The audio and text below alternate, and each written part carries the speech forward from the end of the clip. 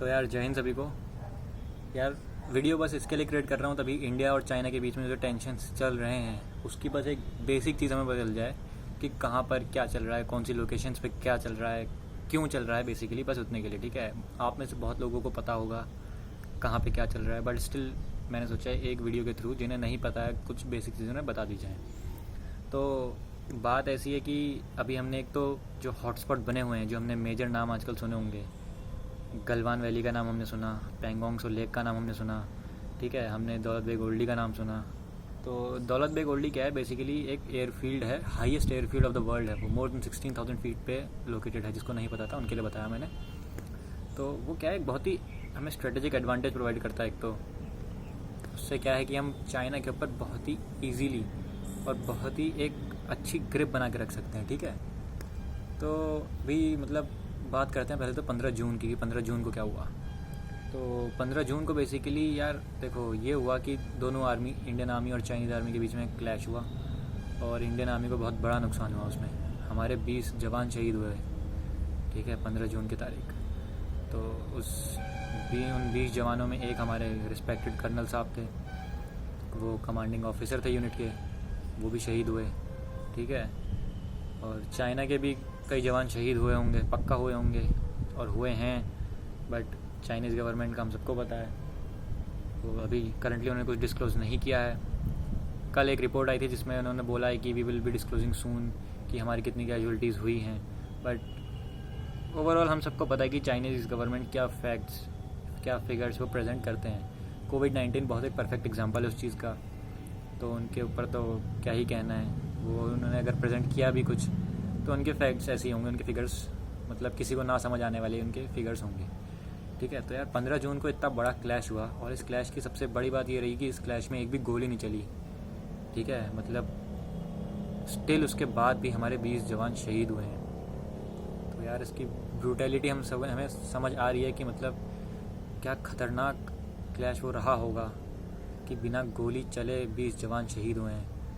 और वो बहुत ही मतलब बहुत बड़ा लॉस है इंडिया का एक, कि 20 जवान हमने खो दिए उस दिन। ठीक है, अब यार ये जो हुआ सब ये हुआ गलवान वैली जो है उस एरिया में हुआ।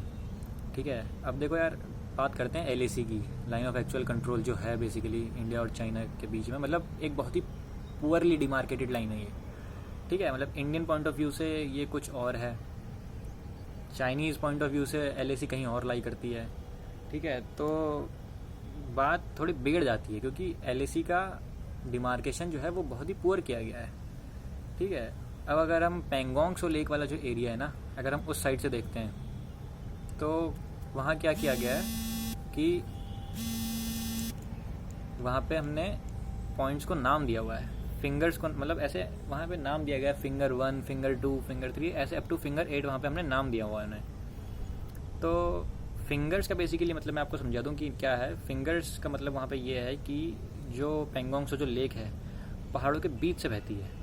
ठीक है, तो जो बैंक है ना पैंगोंग सो लेक का जो बैंक है, तो उस बैंक में जो पहाड़ के जो बैरन लैंड है, जो वहाँ पे जो नुकीले हिस्से आते हैं उस पहाड़ के, उन नुकीले हिस्सों को हमने नाम दे दिया फिंगर्स का, कि ये फिंगर 1 है, ये फिंगर 2 है, ऐसे हमने फिंगर 8 तक नाम दे दिया। अब इंडिया ये क्लेम करता है, हम लोग ये क्लेम करते हैं, ये हम बोलते हैं कि हमारा हिस्सा जो है वो फिंगर 8 तक है। ठीक है, और चाइना ये कहता है कि चाइना का हिस्सा फिंगर 4 तक है। अब हमें यही समझ आ जाता है कि कितनी पोरली डिमार्केटेड लाइन है यार। अच्छा, अब एक बात ये बनती है फिर कि इंडियन आर्मी जो है, इंडियन आर्मी की जो मोटरेबल रोड है, मतलब जहाँ तक हम लोग गाड़ी से जा सकते हैं, जहाँ तक हम लोग व्हीकल से जाते हैं पेट्रोलिंग करने, वो है अप टू पॉइंट 2 फिंगर 2 तक। फिंगर 2 तक हम लोग एक व्हीकल के थ्रू वहाँ तक जा सकते हैं, बट फिंगर 2 के आगे इंडियन आर्मी जो है वो पैदल रेकी करती है, पैदल वहाँ पे पेट्रोलिंग करनी पड़ती है। और फिंगर 2 के आगे इंडियन आर्मी जो है वो फिंगर 4 तक ही पेट्रोलिंग कर पाती है, क्योंकि उसके आगे कई ऑब्स्ट्रक्शन आ जाते हैं, फिर चाइनीज़ आर्मी इंट्रूजन करे रहती है वहाँ पे। तो और क्योंकि चाइनीज़ आर्मी वहाँ बोलती है कि फिंगर 4 तक हिस्सा उनका है, तो फिंगर 4 जो है वो एक बहुत ही हॉटस्पॉट बना रहता है। ठीक है, और आजकल क्या हुआ, और बेसिकली जो गलवान वैली जो है, गलवान वैली इंडिया की ही है। 62 का जो वॉर हुआ था उस टाइम पे चाइना ने वो हैंड ओवर कर दी थी इंडिया को, बट स्टिल उन्होंने इलीगली इंट्रूजन किया हुआ है और आजकल जो न्यूज़ आ रही हैं वो सब हमें पता ही है। अच्छा, ये जो फिंगर 4 वाली जो बात बता रहा हूँ, अभी रिसेंटली जो खबरें आई वो ये आई, वो जो न्यूज़ आई वो ये आई कि फिंगर 4 के पीछे चाइना ने अपने मोर देन 20,000 ट्रूप्स का डिप्लॉयमेंट कर रखा है। तो देखो यार, क्लैशेस जो हैं इंडिया चाइना के बीच में यूजुअल रहे हैं, ठीक है। हम हमेशा से देखते हैं कि इंडिया चाइना के बीच में क्लैशेस हुए। डोकलम में हमने देखा मोर देन 70 डेज़ तक वहाँ पे स्टैंड ऑफ चला था दोनों आर्मी के बीच में, वहाँ भी धक्का मुक्की हुई थी, वो भी हमने देखा। वो बेसिकली वो भी 3 कंट्रीज़ का वो था, इंडिया, चाइना और तिब्बत का था, ठीक है।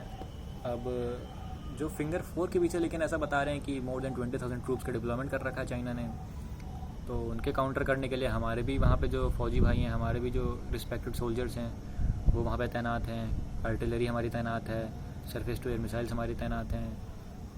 मतलब बहुत कुछ हमने भी वहाँ कर रखा है, ऐसी कोई वैसे दिक्कत की बात तो नहीं है, बट स्टिल चाइना ने एक इलीगल तरीके से इंट्रूजन वहाँ पे करा हुआ है, ठीक है। अब ये सब बेसिकली क्यों हो रहा है इतना, मतलब इतना ये जो चल रहा है क्यों चल रहा है? तो एक जो बिल्कुल रूट कॉज जो है ना इसका, जो मतलब सबसे बेसिक कॉज हम जिसे कहेंगे वो ये है कि यार देखो, चाइना जो है, ये हम सबको पता है कि चाइना क्या है। चाइना बेसिकली ये चाहता है कि यार पूरा रूल उसका हो, पूरा शासन उसका हो, ठीक है। तो उसका यही सीन है, वो बेसिकली ये चाहता है कि इंडियन आर्मी अपना जो इंफ्रास्ट्रक्चर है उसको अपग्रेड ना करे। अब जो DSDBO जो रोड है, दौलत बेग ओल्डी, श्योक रिवर, ये होते हुए एक जो रोड जाती है, ठीक है, इसकी लेंथ 200+ किलोमीटर्स है, एग्जैक्ट लेंथ मुझे नहीं पता कितनी है। तो ये क्या है, ये एक मतलब बहुत ही स्ट्रेटेजिक रोड है, ये भी LAC के सबसे पास है ये रोड, ठीक है। और ये रोड इतना कारगर है, मतलब at the time of war अगर मान लेते कुछ हो गया, अगर ऐसी सिचुएशंस क्रिएट हुई कि यार कुछ हो रहा है, तो इंडियन आर्मी बहुत ही ईजिली वहाँ से रीइंफोर्समेंट, वहाँ से अपना जो भी है सुविधाएं, साधन सुविधाएं सब पहुँचा सकती है बहुत आसानी से। और चाइना ये नहीं चाहता, ठीक है। यही सीन उनका, मतलब रूट कॉज यही है कि बेसिकली चाइना नहीं चाहता कि इंडियन आर्मी अपना इंफ्रास्ट्रक्चर अपग्रेड करे। बट भाई देखो ऐसा यार, चाइना ठीक है, तुम जो चाहोगे अब सब तो होगा नहीं, है ना। तुमने गंदगी फैलाई, तुमने यार कोरोना वोरोना जो भी सीन है अब तुम्हारा, तुम ही पहचानो। बट यार इंडियन आर्मी तो देखो करके रहेगी जो करना है, ठीक है। और बात रही ये स्टैंड ऑफ की, तो रिसेंटली न्यूज़ आई हैं कि चाइना ने एक्सेप्ट किया है कि वो अपनी आर्मी को वहाँ से विड्रॉल करेगा। अब चाइना की, लेकिन सबको पता है यार चाइना अब क्या बोलता है, क्या करता है। बट ठीक है, Indian army is always ready, कोई दिक्कत की बात है नहीं, हम सब सेफ़ हैं। और इसलिए हैं क्योंकि इंडियन आर्मी वहाँ पे बैठी है, इंडियन आर्मी वहाँ पे तैनात है। तो बस बेसिकली आपको इतना ही बताना चाह रहा था मैं कि क्यों चल रहा है, किस पॉइंट्स पे चल रहा है। बेसिकली 2-4 पॉइंट्स जो नाम बताना चाह रहा था, दौलत बेग ओल्डी टाइप, गलवान, पैंगोंग सो, लद्दाख रीजन, ये सब जो है। तो बस इसके लिए मैं वीडियो क्रिएट कर रहा था। तो आई होप कि मतलब थोड़ा बहुत जो बेसिक चीज़ें हैं सबको समझ आ गई होंगी। So that's it, thank you and जय हिंद।